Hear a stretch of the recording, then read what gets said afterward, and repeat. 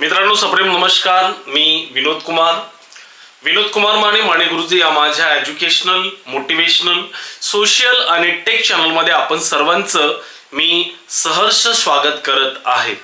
मित्रांनो 20 मार्च आणि 20 मार्च म्हटलं की आपल्याला आठवण होते बोधिसत्व परमपूज्य भारतीय राज्यघटनेचे शिल्पकार डॉक्टर बाबासाहेब आंबेडकर यांची। मित्रांनो 20 मार्च 1927 ला महाराष्ट्रातील रायगड जिल्ह्यातील महाड या गावी चौदार तळ्यातील सत्याग्रह ज्यांनी केला ते महामानव परमपूज्य डॉक्टर बाबासाहेब आंबेडकरांनी। मित्रांनो ज्या काळामध्ये कुत्र्या, मांजरांना, गध्यांना, माकडांना पाणी पिण्याचा अधिकार होता, त्या काळामध्ये काही अस्पृश्य माणसांना पाणी पिण्याचा अधिकार हक्क इथल्या सनातनी लोकांनी नाकारलेला होता। जातीयतेचे असंख्य चटके या अस्पृश्य समाजाला त्यावेळेला सहन करावं लागलं। मित्रांनो हे कोण तर ज्यांना दलित संबोधलं जायचं, ज्यांना अस्पृश्य म्हटलं जायचं, त्या सर्वांना पाणी पिण्याचा अधिकार नाकारला गेलेला होता। मित्रांनो ज्यांनी जातीयतेचे असंख्य चटके सहन केले, उपवाशी राहून ज्यांना वर्गाच्या बाहेर शिकावं लागलं, असंख्य यातना ज्यांनी सहन केल्या, पदोपदी ज्यांना अपमान सहन करावा लागला, ज्यांना घोटभर पाण्यासाठीही त्रास दिला गेला, तरीही ज्यांनी आपल्या आयुष्यामध्ये कधीच हार मानली नाही आणि ज्यांनी मानव मुक्तीचा लढा लढले, स्वतःच्या परिवाराची, बायको मुलाची पर्वा न करता समाजाच्या हितासाठी सदैव लढणारा व माणसाला माणुसकीचे खरे जीवन देणारा माझा बाप, माझ्या मुलाचा बाप, माझ्या बापाचा बाप, माझ्या आजोबाचा, माझ्या पंजोबाचा बाप,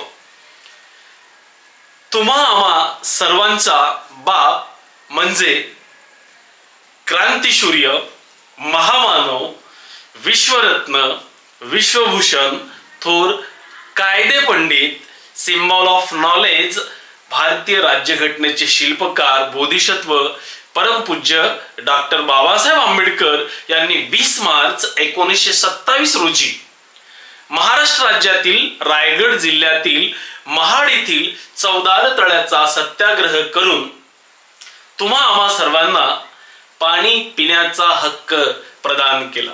मित्रांनो गाव कुसाबाहेर राहणाऱ्या आणि अस्पृश्य म्हणून गणल्या गेलेल्या, दलित म्हणून संबोधल्या गेलेल्या या माणसाला पदोपदी अपमानास्पद वागणूक देणाऱ्या सनातनी लोकांना निसर्गदत्त पाणी पिण्याचा हक्क नाकारला गेलेला होता आणि तो हक्क बाबासाहेबांनी दिला।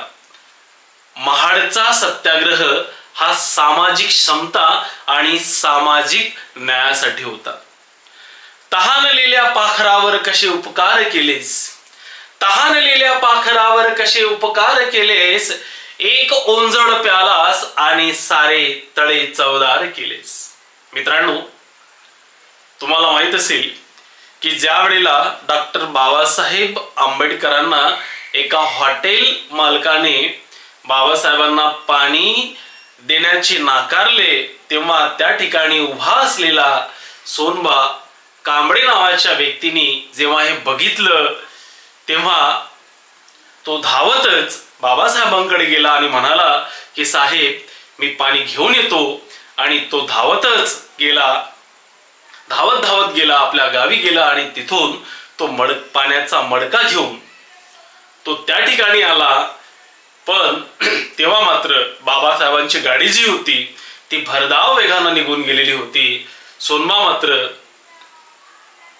खूप रडवेला झाला होता आणि त्याला असं वाटलेलं होतं की कधीतरी बाबासाहेब या रस्त्याने येतील आणि म्हणून तब्बल 7 वर्ष तो व्यक्ती त्याच ठिकाणी पाण्याचा माठ घेऊन उभं राहायचं. मित्रांनो, याबद्दल आणि सोनमा मरण पावलेला होता आणि बाबासाहेबांना ज्या वेळेला हे कळलं की एक व्यक्ती जेव्हा आपल्यासाठी पाण्याचा माठ घेऊन त्या ठिकाणी उभा राहायचा, त्यावेळेला बाबासाहेबांना खूप वाईट वाटलं. बाबासाहेबांनी त्या ठिकाणी ते आले आणि त्या ठिकाणी तुटलेलं मडके जो होतं तर त्यांनी तुकडे जे होते ते एकत्र केलं आणि त्या ठिकाणी त्यांनी पुष्पांजली अर्पण केली.